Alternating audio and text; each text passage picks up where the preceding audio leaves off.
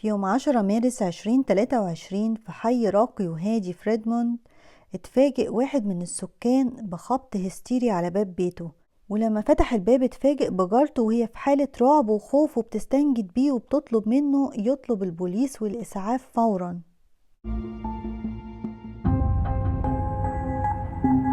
صاحبة القصة هي زهرة صديقي أو المشهورة بزوي، وكانت بتشتغل مهندسة في مجال البرمجة. عندها 33 سنة، إيرانية، وبتدرس دراسات عليا في الجامعة في واشنطن.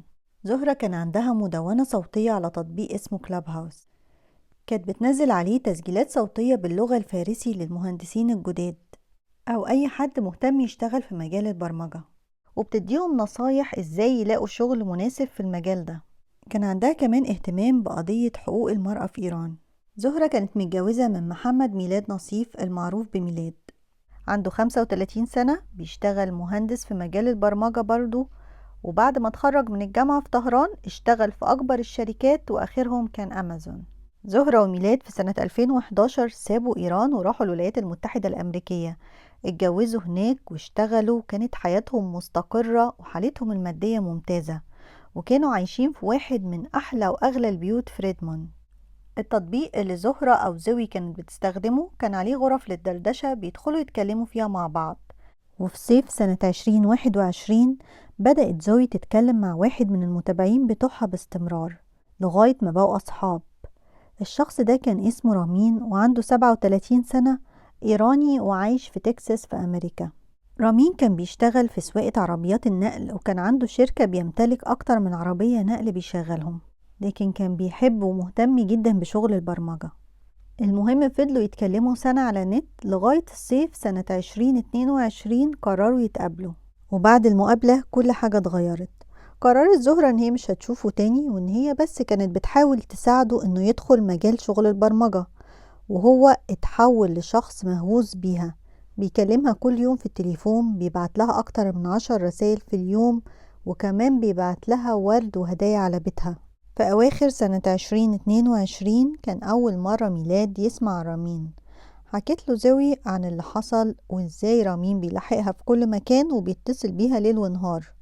ميلاد بلغ البوليس وأخدوا على رامين تعهد بعدم التعرض، لكن مفيش فايدة، فضل يلاحقها في كل مكان، يتصل بيها من أرقام مختلفة، وكل ما تقفل أي حساب بينه وبينها يدخل من حساب تاني ويحاول يكلمها، أو من رقم تاني ويحاول يكلمها ويبعت لها رسائل.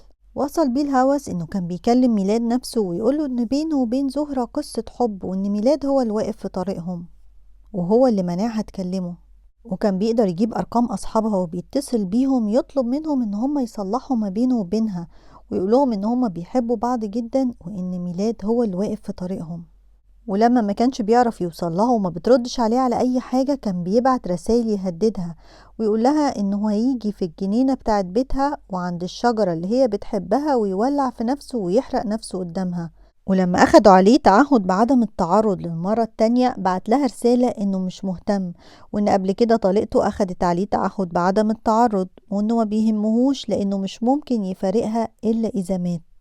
وفي شهر يناير 2023 زهرة كان عندها مشكلة في ظهرها، وكانت هتعمل عملية في ظهرها وهتضطر ان هي تقعد في السرير وفي البيت لفترة. بعتت للبوليس شكوى كبيرة بتقول لهم قد ايه هي خايفة ان هي هتقعد في البيت ومش حاسة بالامان، وحكت لهم قد ايه حياتها اتحولت لجحيم. رامين واقف بعربيته دايما في الشارع بتاع بيتها بالساعات علشان يشوفها، وانه بقى عنده هلاوس، بيجيب ارقام تليفونات اصحابها وزمايلها ويحكي لهم عن قد ايه هما بيحبوا بعض وقصة الحب اللي ما بينهم. وكمان قدر يخترق تليفون ميلاد جوزها ويسجل المكالمات اللي بتبقى بينها وبين جوزها، ويرجع يبعتها لها تاني ويقول لها خلي بالك انا بقدر اسمعك في اي وقت، غير الهدايا والورد اللي بيوصلوها كل يوم على البيت. وفي مرة بعت لها انه حاجز لها فرقة موسيقية تفضل تغني تحت الشباك عندها لمدة ساعتين. ووصفت لهم قد ايه هي بقت عايشة في توتر وخوف، وكمان مش قادرة تنام ولا قادرة تاكل ولا حتى بتفتح ستاير شباك بيتها لانها خايفة تلاقيه قدامها. وده اللي حصل فعلا. في مارس 2023 ميلاد سافر في شغل وسابها مع مامتها في البيت، وبمجرد ما سافر اتفاجئوا ان رنيم موجود بيرن جرس الباب شايل ورد ومجوهرات، وبيقول لها انه جاي يطمن عليها بعد العملية. وإنه عارف إن ميلاد مش موجود في البيت. اتقدمت صور كل المكالمات وصور الكاميرات اللي بتثبت إنه بيلاحقها وإنه جالها لحد البيت وإنه بقى خطر عليهم، وصدر أمر بالقبض عليه والتحقيق معاه. بس للأسف لأن كان شغله السفر من ولاية لولاية ما قدروش يحددوا مكانه ولا يقبضوا عليه. وفي يوم 10 مارس 2023 وصل البوليس بلاغ إن في 3 أشخاص اتضربوا بالنار في نفس عنوان زهرة ومحمد ميلاد. لما وصل البوليس لقيوا ميلاد موجود عند باب البيت ومضروب بالنار. حاولوا ان هم يعملوا له اسعافات وينقذوه، بس للأسف فارق الحياة في نفس المكان.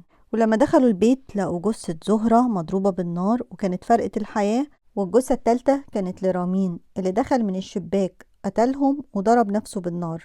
وقت الحادثة مامتها كانت في البيت، وقبل ما يقتل نفسه قدرت ان هي تهرب وتستنجد بالجيران عشان يطلبوا الإسعاف والبوليس وينقذوا بنتها وجوزها. عملوا لقاءات قليلة مع الجيران سكان الحي الهادي اللي كانوا مصدومين من الجريمة البشعة ومن بحر الدم اللي كان موجود. كمان البوليس عمل مؤتمر صحفي وقالوا ان اللي حصل كان أسوأ سيناريو ممكن يتوقعوه. لما عملوا تحريات عن رامين لقوا ان ما كانش عنده اي بلاغات ولا مشاكل ولا اي حاجة ضده قبل كده. بالتحقيقات مع طليقته حكت ان هما انفصلوا من 2 سنين وان عندهم بنت، وما قالتش اي حاجة عن اي بلاغات ضده او اي عنف عملوا معاها. وفي الاغلب هو كان بس بيخوف زهرة. وقالت ان هما اتفقوا ان هما يفضلوا اصحاب وعلى تواصل لان هما الاتنين مغتربين وما يعرفوش اي حد في امريكا. وحكت ان هي لاحظت ان من شهر كان سلوكه متغير وكانت شخصيته غريبة، وكان اول مرة يحكي لها عن زهرة. وقال لها ان هما تعرفوا مع بعض عن النت وان هما على علاقة عاطفية ببعض، وان المشكلة ان هي متجوزة وانهم بيتقابلوا من ورا جوزها. وحكى لها ان زهرة قررت فجأة انها تسيبه وانه مش متقبل القرار ده لانه ما ينفعش يكون قرارها لوحدها. مفيش اي تصريحات بتأكد ان كلامه صح وان هي مش مجرد تهيؤات في دماغه، بس الاكيد ان هي ما كانتش عايزاه في حياتهم، وانه بعد ما دخلها معرفتش تخرجوا منها تاني لغاية ما دمرهم. لكن في الاخر دي كانت النهاية المأساوية لأحدث جريمة من سلسلة الجرائم اللي بتحصل بسبب تواصل ناس مع ناس أغراب عنهم على النت والتداخل معاهم.